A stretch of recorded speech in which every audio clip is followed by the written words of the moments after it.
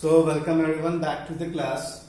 The topic which I am going to take now is fourth application of Ampere's circuital law. Fourth application of Ampere's circuital law. The fourth one. This is magnetic field. This is magnetic field due to wire where we will take cross-sectional area of cross-sectional area A. The first application was what? Magnetic field due to wire of negligible cross-sectional area. Here we will use the cross-sectional area. Here we will take the cross-sectional area. Suppose this is the wire. This is the wire. The total current flowing through the wire be I. What is the total current flowing through the wire? I. I is the total current flowing through the wire. Total current flowing through the wire. Total current flowing through the wire, that is current I. Okay? So we have taken the cross-sectional area A. The area is A. The cross-sectional area is A. Actually, there are three cases. We will discuss one and one. First, understand this is the wire of cross-sectional area A. This means the area of the wire is A. The cross-sectional area of the wire is A. We have to discuss this. There are three cases regarding this. There are three cases regarding this. Just have a look now. What are the three cases? Just have a look. What are the three cases? Okay, one assumption is also there. The wire is of uniform current density. Uniform current density. I think you remember the current density is equals to I upon A. So J is uniform. Uniform current density, J is uniform. This is the second assumption we are going to take now. Case 1. When the point is outside of wire. When the point is outside. Suppose this is the wire. This is the center of the wire. We are assuming a point P at a distance R from the center of the wire.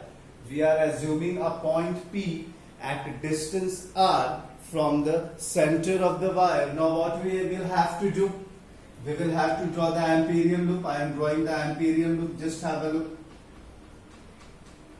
This is the Amperian loop at point P. A small element we will take. This is the small element dl.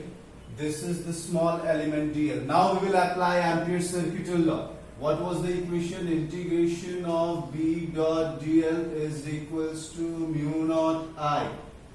Integration of B dot dl is equals to mu naught I. What will be the integration of dl? Again I am writing this B into 2 pi r is equals to mu naught I. So B is equals to mu naught I by 2 pi r. It is similar to the first application. It is similar to the first application. Again, let's see what was the case 1. When the point is outside of the wire, this was a point P at a distance R from the center of the wire. We assume a small length element dl. Drawn the Amperian loop, then applies the Ampere's circuital law. Integration of B dot dl is equals to mu naught I. What is integration of dl? That is 2 pi r is equals to mu naught I. B is equals to mu naught I by 2 pi r. Okay. The cross-sectional area was A. What I am writing, let A is equals to pi r square. Capital R. The radius of the wire we are assuming is capital R. Okay. The radius of the wire that we are assuming is capital R. Just have a look. The radius of the wire that we are using is capital R. Got it, everybody?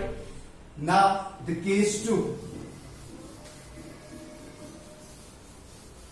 Now, the case 2. What is the case 2? Case 2, when the point is at the surface.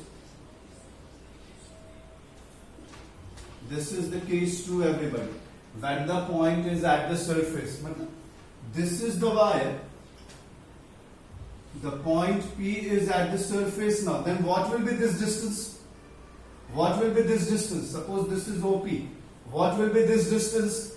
OP will be equals to radius of wire. OP will be equals to radius of wire. So we can simply put here, what was the value of B? B equals to mu naught I by 2 pi r.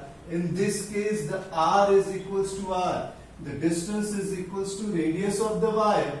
So we can write B equals to mu naught I by 2 pi r. This is the formula for calculating the magnetic field at the surface. Again, I am repeating, the case 2 was when the point is at the surface. At the surface, this is the point. What will be this distance? This distance will be equal to radius of the wire. See, the radius of the wire. So in place of distance, what we have written? Radius of the wire. Okay? Got it, everybody? Just write it down. Now coming to the third case.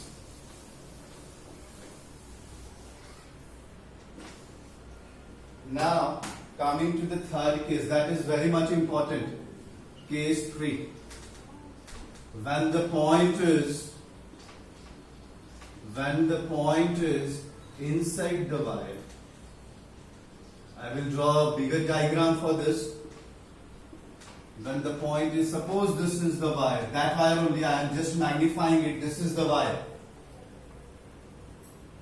Let us suppose a P point here.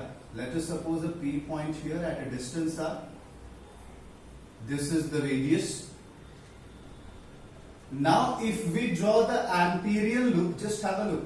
If we draw the Amperian loop, is whole current flowing through the Amperian loop? Just look at a diagram. If we draw the Amperian loop, is whole current is flowing through the Amperian loop, because the whole current is flowing through the cross-sectional area A. This was it. And the Amperian loop is little bit small. So whole current will not flow through the Amperian loop. I have just assumed GL, small element. We will assume let I dash be the current enclosed by the loop. Let I dash be the current enclosed by the loop. Because we cannot assume total current through the Amperian loop. Ampere's Circuital's law is applied only on Amperian loop. We have assumed let I dash be the current enclosed by the loop. How we will find the value of I dash? We will get it from here, because current density is constant. If we take total current, we will take total area, pi r square. If we take small current, I dash, then what will be the area of this loop? Pi r square. Small r, because the radius of this loop is small r. Pi and pi gets cut. What will we get the value of I dash? I dash is equals to I into r square by r square. Just remember it. I into r square by r square. This is the value of I dash. Till here everything is clear. I am repeating once again. The case 3 was when the point is inside the wire. We have assumed a point P here at a distance r, small r from the center of the wire.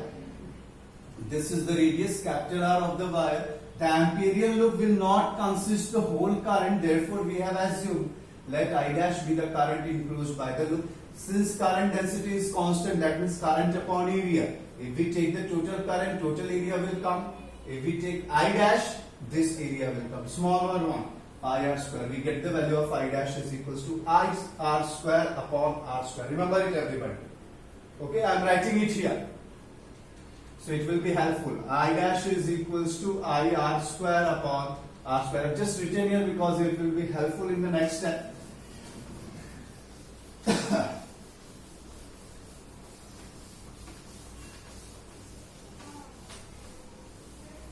Now coming to the next step. Applying Ampere's circuital law, integration of B dot dl is equals to mu naught I dash we will write because we have assumed the current enclosed by the Amperial loop is I dash. Here B into 2 pi R is equals to mu naught. We will put that value of I dash I R square upon R square. What we will get cut? This R and this R will get cut. What the value will come? Mu naught I R upon 2 pi R square. You have to remember this special case. Okay? This is the magnetic field inside the wire. This is the magnetic field inside the wire. I am writing all the three things. This is inside. What was outside? B equals to mu naught I by 2 pi R. This was outside. What was at the surface? B equals to mu naught I by 2 pi R. This is at the surface. Okay, this was for inside, this is for outside, this is for surface. Now if we draw the graph, just see the graph. What will be the graph for magnetic field versus small r? What will be the graph? Inside C it is directly proportional. B and R is directly proportional. So it will increase till we get to the surface. At the surface its magnitude will be this and then it will decrease. This is the graph. This is for R less than R. This is for R greater than R. And this point is equals to R equals to R. So got it? This is for inside. Inside we can write it here. B is directly proportional to R. For outside we can write it here. B is inversely proportional to R. And at the surface it is constant. So this is the graph. And this is the fourth application of Ampere's circuital law. You can go through it once more. Just write it down. The derivations. And if you have any doubt, just ask me in that class. Got it, everybody?